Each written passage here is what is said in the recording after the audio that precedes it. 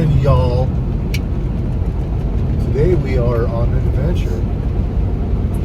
A friend of mine, Brian Coons, put me onto a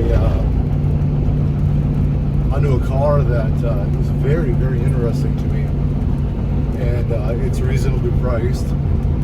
Gave me a number of the guy. Brian's looking for a similar car, but a different model of that car. So that's how he got in touch with the guy. And he wasn't interested in it, so he passed it on to me, and I'm 100% interested in it. So Saturday morning, we're going out. It's just 20 minutes from town, so we're gonna drive out there. I talked to the guy this morning. We're supposed to meet him at 9:30, and it's what now? It's 8:51. He says we could come early, so Christine decided she would get her makeup on for an hour, and we're gonna surprise the guy. We're gonna surprise the guy and be 15 seconds early or so. Wow. Anyhow, punctual is what we're gonna be. He doesn't want the property film, so we'll go in there and grab the car, and then we'll just find a spot to pull over, or we'll maybe take it all the way back into town. It's only 20 minutes, and then we'll walk around it and we'll tell you something about it. I'll ask him the history of it. I don't know how long he's had it. It looks like it's been there a while, and then we'll figure out what our plans are with the thing. It's not something you see every day. It's pretty cool, especially in my book, because I'm a nerd when it comes to these cars. So we'll be back with the car on the trailer and headed out to the driveway probably. And I'm excited. I'm excited to show you. Thanks for watching. We got it. It is a 1955 Chevy. Which if anybody knows me, they know I'm a 55 Chevy nerd. The thing about this one is, look through the mirror there, Christine, so they can see it. Can you show them through the mirror? Let me. Hopefully you guys can see it. This one is a sedan delivery. So it's got Evil Iron Classics shop truck written all over it. It's worse than I thought it was. But every car that I ever have bought in my life is worse than I thought it was. Actually, every person that I've ever met are worse than I thought they were. Except for me. Except for Christine. Guy is really cool. He didn't want us to film on the property, and I understand that. He's out in a rural area, and he's had some theft happen before. Super cool guy. There's a bunch of stuff on his property. He's clearly an artist. He has metal sculptures around and stuff. He's one of those guys, right? One of those guys that's super interesting, and you're blessed to have met someone like that. So I asked him, I'm like, is there anything else here that you want to sell? And he's got a couple of things that I'm interested in. He goes, I don't know if there's anything really hot rod around here. And then he walks around for a while and he goes, well, are you into Hemis? I'm like, yeah, I'm into Hemis, just like every other hot rod guy in the world. Am I a red-blooded male? Right, yeah. I'm a male with a pulse, right? Yeah. So anyhow, he has a 58 Dodge truck with a 354 Chrysler Hemi in it, which they called the Power Giant back in the day. I can't even imagine. Like in 1958, you could go to the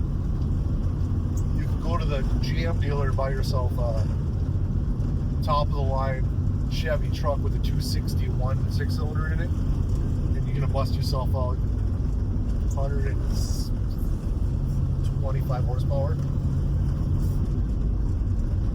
Maybe a little bit better, maybe 140. I don't know how accurate I'm on all of that, but Or you could go to the Dodge dealership and open the hood, and there's this huge mill in there, a huge power plant called the Power Giant.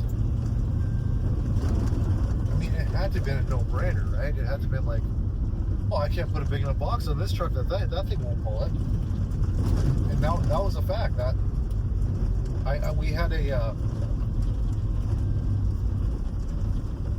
had this old farmer that we used to do work for, and well, he used to do some work for us even, because he had a lathe in his shop, so he used to build us a part now and then. His name was Dwayne Walker, and he loved those old Hemis. He was we're getting off track. He loved those old Hemis, and he would call them dual rocker shaft. And I didn't know why he called them that for a long time, until I was going through an old Chrysler manual, and that's what a Hemi was called. That's what Chrysler called a Hemi. Poly motor was a single rocker shaft, and a Hemi motor was a dual rocker shaft.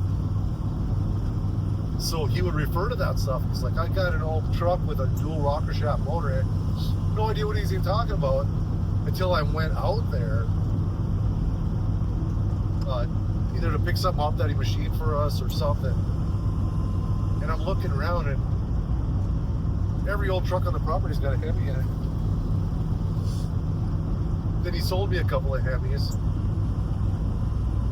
for $25 each or something like that. You know why he did that? Because I was 8 years old, and he wanted me to get the bug. He wanted me to be he knew I was into motors. He knew that was going to be my life, and he wanted me to experiment by taking that apart and seeing if I could get it to turn again and run again. And I hope that I can someday. I try to. If some kid shows some interest in something, he's buying it from me pretty damn cheap, and I'm helping him as much as I can, because this hobby needs to live on, and the only way it does is to pass it down to the next generation. I'm afraid for the hobby right now, or I should say I was afraid for the hobby 10 years ago.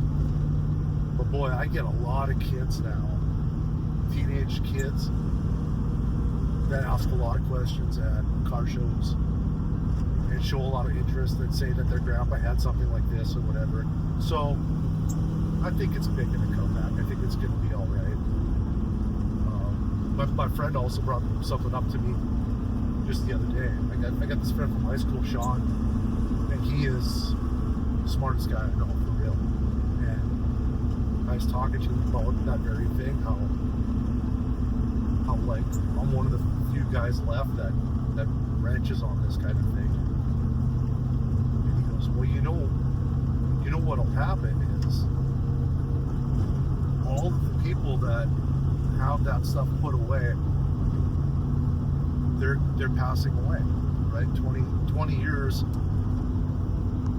The next 20 years, 80% of car collectors are gone, I would say. But they have grandchildren, they have children. So long as there's that spark of interest in the next generation, those guys are going to take those cars home, or they're going to take them and sell them to another guy that's into that stuff. I don't need to worry so much about the hobby. I think everybody's always going to think of 55 Chevys. But I guess my concern would be where the classics cut off. Because when I was in high school, I thought, well, my sister's Monte Carlo will never be collectible. My sister's 79 Monte Carlo, nobody's ever going to want that. Guess what? They do. They want that now. So I don't know if it's going to be a rear-wheel drive thing. I'm not a tuner guy. I'm not into imports. But that's a pretty big deal. Imports are, man, there's a lot of younger people that have a project import in the garage. A car's a car, man. As long as the hobby stays alive, I'm all for it. Are you gonna get me to drive one of them things? No way. But the passion to build something unique that has four wheels, I'm all for it. Christine's gonna put a short video together on this. When we get back to the shop, we'll have another 5 minutes because we're really busy today. We'll have another 5 minutes of walking around the car, just yapping a little bit about it. It's like I said, it's worse than I thought it was. They always are. So we'll do that when we get back, and then she'll put up a little short video. I appreciate y'all watching.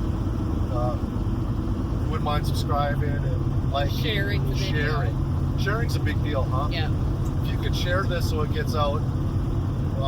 Clearly we're not going to get rich from all of this crap, but it's neat to see your video out there. It's neat to see, like, this guy knew who we were.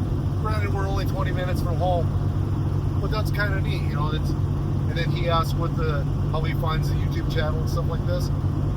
It's a neat community, and it's neat to meet somebody like this, and it's neat to get them interested in being able to watch some videos on our YouTube channel.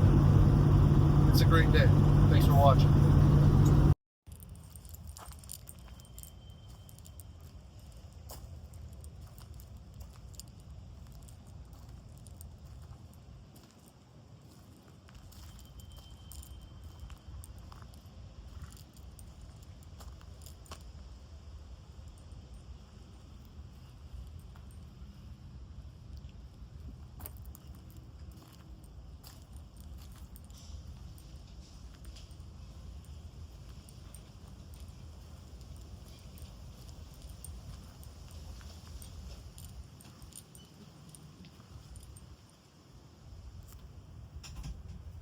Where'd you go? Right here. We do 5 minutes. We're on this thing. And we'll do a quick 5 minutes. 2 minutes. Yeah, I already went all the way around. So if you want to talk about it. Okay. Hi everyone. As you can see, it's what a lot of people would refer to as a piece of shit, but not to us. I mean, it's had a lot of Bondo repairs back in the day. Big deal is it's got a couple of doors in the back there that we can either use or resell. These doors actually look pretty good. Really the only good part on the whole thing. Probably cut right here and just put quarters on it. If we gas her, we'll put Nomad quarters on it, which have a arch in them already.